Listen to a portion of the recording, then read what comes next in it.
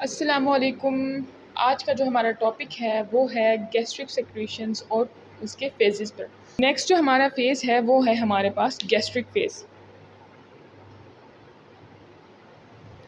तो gastric phase के जो हमारे पास स्टिमुलेशन है वो कौन कौन से हैं, क्या क्या चीज़ें इसको स्टिमुलेट करिए। अब गैस्ट्रिक फेज़ तब होगा जब when food gets entered into the stomach, जब फूड जो है वो हमारे पास स्टमक में आ चुकी है।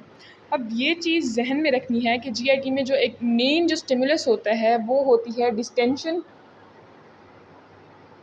या फिर हम कह सकते हैं stretch. Stretch is the main stimulus in the GIT. ठीक है। अच्छा जी, तो दूसरा जो इसका स्टिमुलस है वो है पार्शली डाइजेस्टेड जो प्रोटीन्स होती हैं, या जिनको हम कह सकते हैं कि पेप्टोन्स।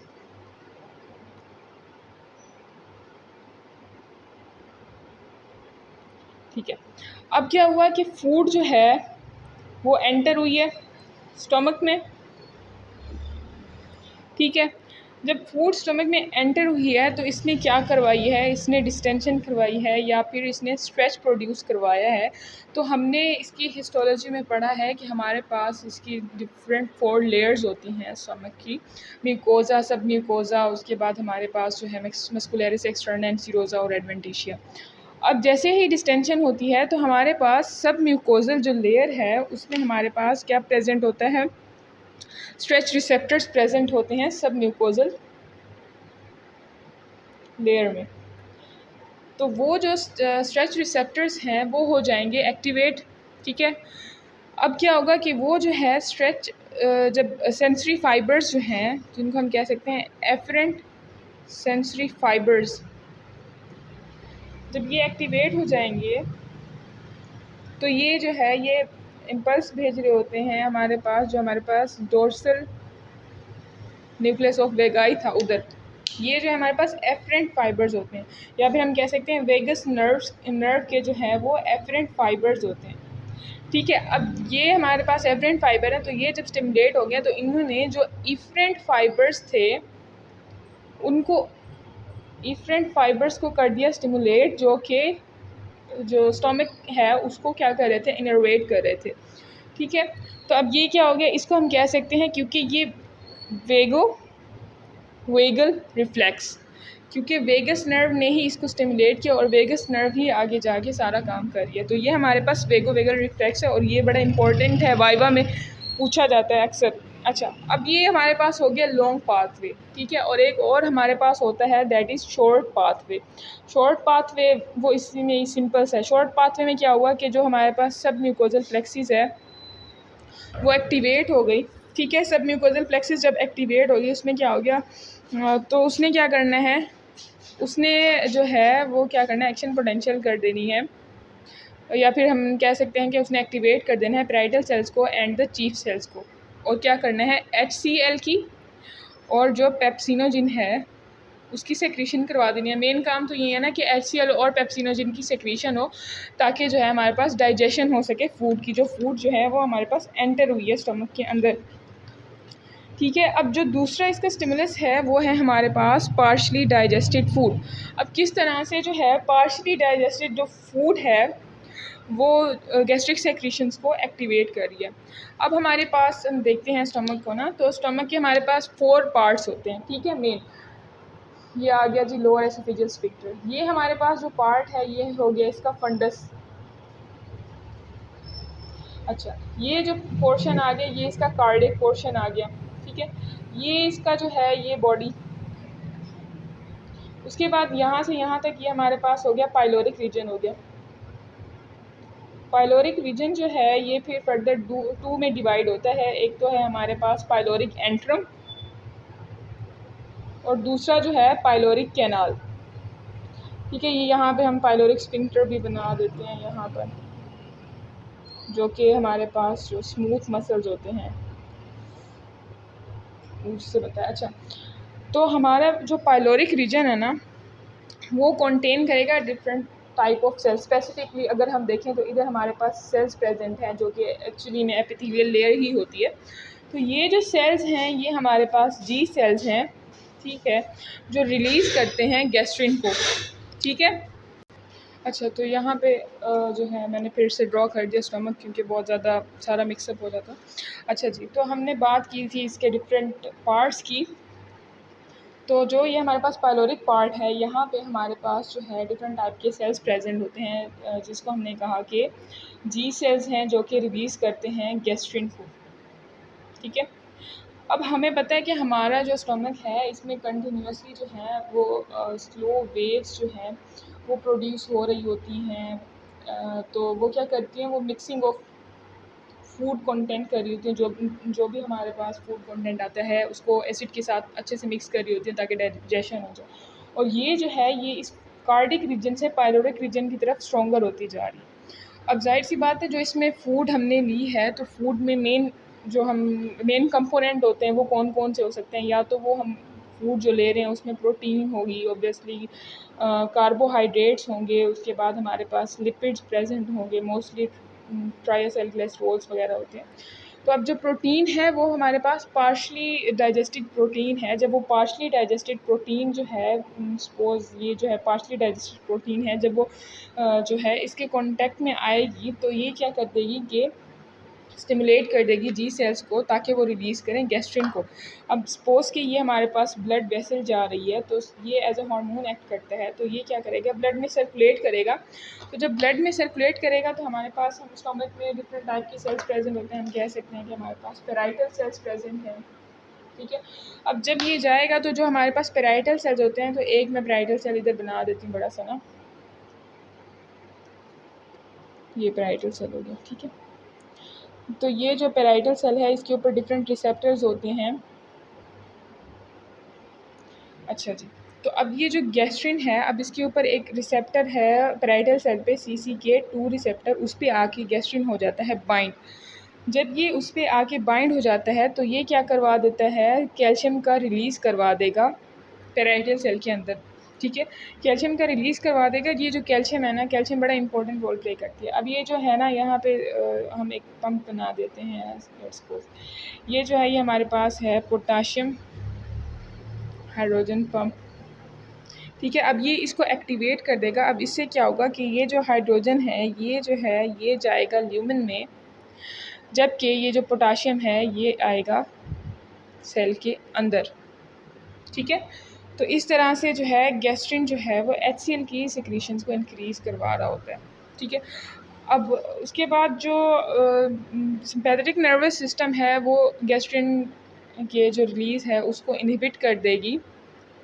तो सिंपैथेटिक सिस्टम में हमारे पास स्ट्रेस आ जाता है, डिप्रेशन, एंजाइटी आ जाती है, और एक और फैक्टर जो है हमारे पास सोमैटोस्टैटिन आ जाता है। तो जो सोमैटोस्टैटिन है हमारे पास,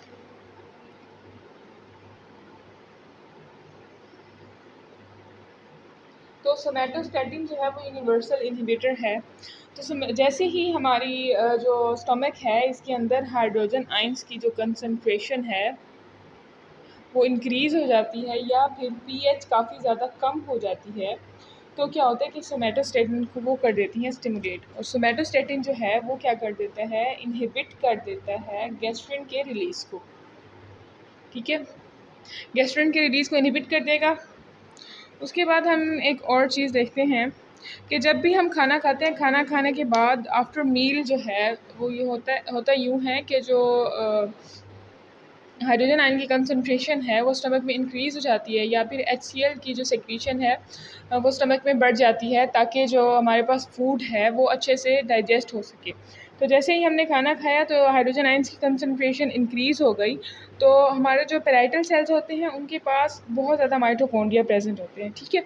अब ये जो माइटोकॉन्ड्रिया प्रेजेंट होते हैं, लाइक ये हमने पेराइटल सेल बनाया था इधर ही, तो पेराइटल सेल में ये हमारे पास माइटोकॉन्ड्रिया प्रेजेंट हैं। ठीक है। तो ये जो माइटोकॉन्ड्रिया होते हैं इनमें क्या होती है, ऑक्सीडेटिव फॉस्फोराइलेशन या सेलुलर रेस्पिरेशन जो है वो हो रही होती है। तो उसके रिजल्ट में क्या होता है कि कार्बन डाइऑक्साइड जो है वो प्रोड्यूस हो रही होती है। ठीक है। अब ये जो कार्बन डाइऑक्साइड है ये जो है वाटर के साथ मिलकर, ठीक है, ये पेराइटल सेल के अंदर ही ये सब कुछ हो रहा है ना, तो ये वाटर के साथ मिलकर कार्बोनिक एनहाइड्रेट एंजाइम की मौजूदगी में H2CO3 बना देगी। ओहो, ये क्या हो, H2CO3। ठीक है। तो ये जो H2CO3 है ये जो है ब्रेक डाउन होगा हाइड्रोजन आइंस में और HCO3 नेगेटिव आइंस में। अब ये जो हाइड्रोजन आइन है ये जो है ये चला जाएगा स्टमक के अंदर, जस्ट लाइक ये जो प्रेजेंट है, और जो HCO3 जो हमारे पास प्रेजेंट है ये चला जाएगा ब्लड स्ट्रीम के अंदर। ठीक है। अब होता यूँ है कि जैसे ही हम खाना खाते हैं उसके बाद हमारे स्टमक के अंदर की जो एसिडिटी होती है, या हम कह सकते हैं हाइड्रोजन आयन की कंसंट्रेशन बढ़ जाती है, लेकिन जो हमारी ब्लड स्ट्रीम होती है उसमें HCO3 की जो कंसंट्रेशन है वो बढ़ जाती है। तो जिसकी वजह से क्या होता है कि अल्कलैनिटी प्रोड्यूस हो जाती है। इसको हम कहते हैं कि ये एल्कलाइन टाइड। ये मोस्टली जो है ये हमारे पास खाने के बाद देखा जाता है कि ब्लड की पीएच जो है वो थोड़ी बहुत जो है वो अल्कलाइन हो जाती है। ठीक है। तो ये भी हमारे पास वाइवा वगैरह में पूछा जाता है। अच्छा, तो ये हमारे पास जो है ये मैंने पाराइटल सेल को क्या किया, ड्रॉ कर दिया। तो यहाँ पे ये हमारे पास जो है वही सारा कुछ हो रहा है अभी जो हमने पहले बताया। तो ये जो HCO3 है ये हमारे पास जो है ये यहाँ से ये डिफरेंट इसके पास चैनल्स होते हैं जिसके थ्रू जो है ये आयनिक बैलेंस कर रहा होता है पेराइटल सेल। ये आ गया ब्लड स्ट्रीम के अंदर। ठीक है। अब हम हमारे पास जो है सेल के अंदर इसमें जो है आयनिक कंसंट्रेशन को बैलेंस रखना है। ठीक है। तो इस पर्पज़ के लिए क्या हुआ कि अब हमारे पास नेगेटिव आयन जो है वो हमारे सेल को जो है लीव कर रहा है। तो इसको बैलेंस करने के लिए हमें एक और नेगेटिव आयन चाहिए that must be entered into the cell, that is chlorine. तो क्लोरीन जो है ये अपने स्पेसिफिक चैनल्स के थ्रू एंटर होगा सेल में और जो है यहाँ से जो है ये लीव कर देगा और क्लोरीन जो है एंटर हो जाएगा किधर, ल्यूमन में। ये हमारे पास जो है ल्यूमन प्रेजेंट है, ये हम कह सकते हैं स्टमक का ल्यूमन जो है। अच्छा, तो यहाँ से हमारे पास जो है हाइड्रोजन आइंस भी एंटर हो रहे थे। तो ये दोनों मिलकर बना देंगे HCl। ठीक है। उसके बाद हमारे पास जो है इसके पेराइटल सेल के अंदर जो है सोडियम पोटाशियम पंप भी होते हैं जो कि क्या कर रहे होते हैं कि दो सोडियम को, सपोज़ ये हमारे पास है वो सोडियम पोटेशियम पंप, तो ये 3 सोडियम को जो है ये बाहर जो है भेजेगा और 2 पोटाशियम को अंदर लेके आएगा। तो सोडियम पोटाशियम पंप भी होता है इसी पर्पज़ के लिए। अच्छा, यही जो सोडियम जो हमारे पास बाहर आया ना ये दोबारा सेल के अंदर एंटर हो रहा होता है इसी पंप से जहाँ से HCO3 ने लीव किया। उसके बाद यहाँ पे हमारे पास पोटाशियम और हाइड्रोजन पंप भी होता है जिसमें ये क्या होता है कि हाइड्रोजन को बाहर पंप कर रहा होता है लेकिन पोटाशियम अंदर पंप हो रहा होता है। ठीक है। और ये एक और भी हमारे पास पोटाशियम पंप अलग से होता है। सपोज यहाँ पे मैं बना देती हूँ, ये पोटाशियम पंप है ना। तो जो पोटाशियम पंप है, अच्छा, तो यहाँ से जो है ये पोटाशियम जो है ये जो 2 पोटाशियम अंदर आ रहे थे तो ये पोटाशियम बाहर जाएंगे और यहाँ से जो पोटाशियम अंदर ट्रांसपोर्ट हो रहा है वो भी बेसिकली यही वाला ही पोटाशियम है। ठीक है। तो सोमैटोस्टेटिन की हमने बात की तो उसको मैं फिर से आपको बता देती हूँ सोमैटोस्टेटिन का ना।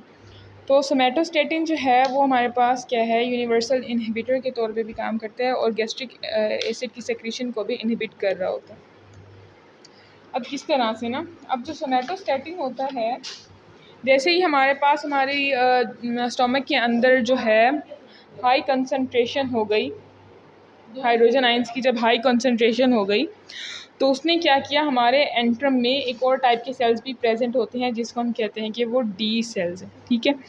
जब क्या हुआ कि इसने हाइड्रोजन आइंस की जब हाई कंसंट्रेशन हुई, जब वो इसके कॉन्टैक्ट में आएगा तो उसने स्टिमुलेट कर दिया डी सेल्स को। ठीक है। डी सेल्स जो है वो रिलीज़ करेंगे सोमैटोस्टेटिन्स को। सोमैटोस्टेटिन जो है वो क्या कर देगा, वो इनहिबिट कर देगा गैस्ट्रिन के रिलीज़ को। किस तरह से, क्योंकि जो हमारे पास जी सेल्स हैं ना, ये हमारे पास जी सेल्स हैं, जी सेल्स के ऊपर जो है रिसेप्टर्स प्रेजेंट होते हैं, SST रिसेप्टर्स। जब ये सोमैटोस्टेटिन इसके साथ कॉम्प्लेक्स बना देगा तो गैस्ट्रिन के रिलीज़ को इनहिबिट कर देगा। ठीक है। तो क्या होगा, हमारे पास जो है ज़्यादा पेप्सिन और HCl की सेक्रीशंस नहीं होंगी। आज के लिए इतना ही। नेक्स्ट जो इसका पार्ट है उसमें हम लोग डिस्कस करेंगे इंटेस्टाइनल फेज़ को। तो अब इसका इंटेस्टाइनल फेज़ रह गया। And thank you so much for viewing my video और काइंडली सब्सक्राइब माई चैनल।